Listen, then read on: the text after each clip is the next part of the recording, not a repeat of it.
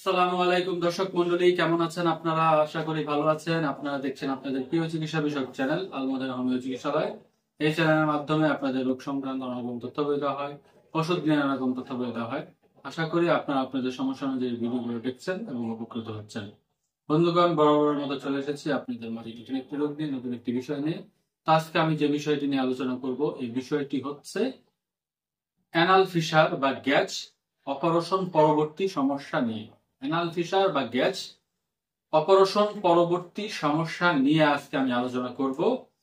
তো যাদের এই সমস্যা হয়েছে তারা পুরো ভিডিও আপনারা দেখবেন। আমার চ্যানেলে নতুন এসে থাকলে চ্যানেলটি সাবস্ক্রাইব করবেন, পাশে থাকা বেল আইকনটি প্রেস করে দিবেন। আর আমার চ্যানেলে আপনারা আপনাদের বন্ধু বান্ধবের সাথে বেশি বেশি শেয়ার করবেন, যাতে তারাও এই সম্পর্কে ধারণা করতে পারে, এবং আমাদের পেজটি ফলো দিয়ে রাখবেন। তো বন্ধুগণ, এখন আমরা আলোচনা করব অ্যানাল ফিসার বা গ্যাজ অপারেশন করার পরবর্তীতে কি কি সমস্যা হতে পারে, গ্যাজ কি বা অ্যানাল ফিসার কি, কি কি লক্ষণ থাকবে এই সমস্যা হলে, কি কি কারণ থাকবে, সে সম্পর্কে এখন আমি বিস্তারিত আপনাদেরকে তথ্য দিব। তো বন্ধুগণ, অ্যানাল ফিসার বা গ্যাজ এটি হচ্ছে আমাদের পায়ুপথের একটি সমস্যা। পায়ুপথ বা পায়খানার রাস্তায় সাধারণত এই সমস্যাটি হয়ে থাকে। অ্যানাল ফিসার হলে সাধারণত গোটার মতো, আঁচিলের মতো দু তিনটি গোটার মতো উঠে, আবার অনেকে একাধিক উঠতে পারে। সেখানে গোটাগুলো হওয়ার ফলে পায়খানার রাস্তা আস্তে আস্তে গোটাগুলো বড় হয়ে পায়খানার রাস্তা বন্ধ হয়ে যায়। এর ফলে পায়খানা ঠিক মতো হয় না, পায়খানা হতে অনেক রকমের কষ্ট হয়, পায়খানা ঠিক মতো বের হয় না, পায়খানার রাস্তা দিয়ে পুঁজ পড়ে, রক্ত মিশ্রিত পুঁজ পড়ানোর সময় রক্ত পড়ে, পায়খানা শক্ত হয়ে যায়, এজন্য পায়খানা ঠিক মতো বেরোতে চায় না। শরীর সবসময় গরম গরম থাকে, জ্বর জ্বর ভাব থাকে, মুখ ফ্যাকাশে হয়ে যায়, পানি পিপাসার পরিমাণ কমে যায়, শরীর দুর্বল হয়ে যায় এবং ঘুম ঠিক মতো হয় না। পায়খানার রাস্তা সব সময় ব্যথা থাকার কারণে ঠিক মতো ঘুমাতে পারে না। এই সকল লক্ষণ এই সমস্যা হলে আমরা দেখতে পাই। তো বন্ধুগণ, এই সমস্যাটি হওয়ার যে মূল কারণ রয়েছে তা হচ্ছে যারা অতিরিক্ত পরিমাণে ফাস্টফুড জাতীয় খাবার খায়, তেলে ভাজা জাতীয় খাবার খায়, তাদের এই সমস্যা বেশি হতে পারে। তার পাশাপাশি যারা পানির পরিমাণে কম খায়, শাকসবজি কম খায়, তাদেরও এই সমস্যা হতে পারে। যারা অতিরিক্ত মদ্যপান, ধূমপান ইত্যাদি করে থাকে, তাদেরও এই সমস্যা হতে পারে। তার পাশাপাশি যারা অ্যানাল সেক্স অর্থাৎ পায়ুপথে যারা সঙ্গম করে থাকে, সহবাস করে থাকে, তাদেরও এই সমস্যাটি হতে দেখা যায়। তো বন্ধুগণ, এই সমস্যা হলে অনেকে দেখা যায় ওষুধের শরণাপন্ন হন, ওষুধের মাধ্যমে তা ঠিক করে ফেলে। আমাদের হোমিও ওষুধ অনেকে সেবন করে।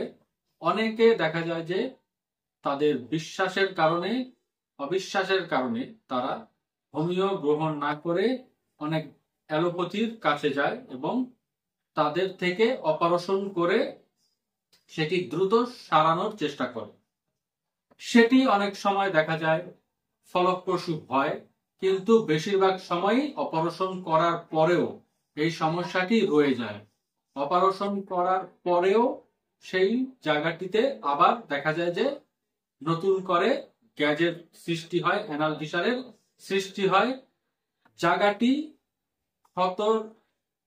জায়গাটি কাটার ফলে বা সেই স্থানটিতে অস্ত্রোপচারের কারণে সেই স্থানটি ঠিক মতো শুকায় না, যার ফলে দেখা যায় কিছুদিন পরে পুঁজের সৃষ্টি হয়, পুঁজ বের হয়, দুর্গন্ধযুক্ত পুঁজ বের হয়।